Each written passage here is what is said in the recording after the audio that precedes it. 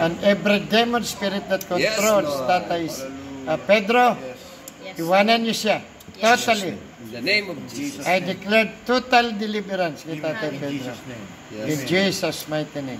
Every intimidating, chaos, disorder, contention, strife, leave Tata Pedro.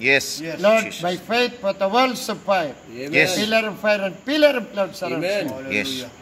Guide him, Lord. Guard him, Lord, with the host of Michael, that no demons can come near to him. In Jesus' mighty name. Ano? Mamaya na, Pastor, parang anting-anting. Hallelujah. Binuksan namin. So ngayon ay amin itong susunugin para makita namin kung anong demonyo sa likod nito. So nakalaya ang ating kapatid. Purihin ng Panginoon.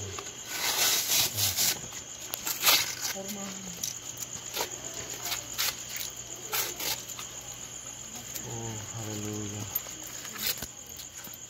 Thank you, Jesus. Hallelujah. Noon din noon sa Quezon kami. Hindi kayo nakasama noon.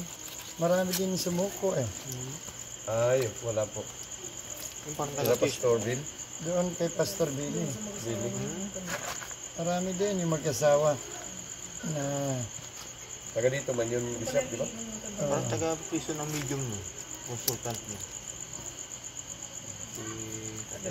dapat may yung bang may crudo man lang, gasolina.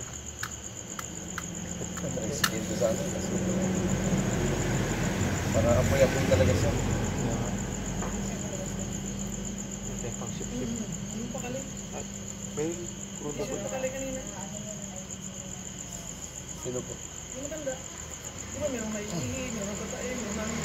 O yung sa labas. Crudo lang. Sa labas o. Sa unahan siya, palasing-sing sa labas. Tagal nga siya dito Nararamdaman niya. Tagal nila.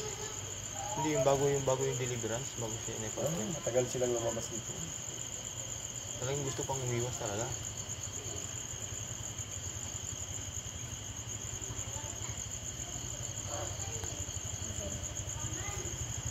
Hindi gano'ng magliyab May gasolina po. Isa.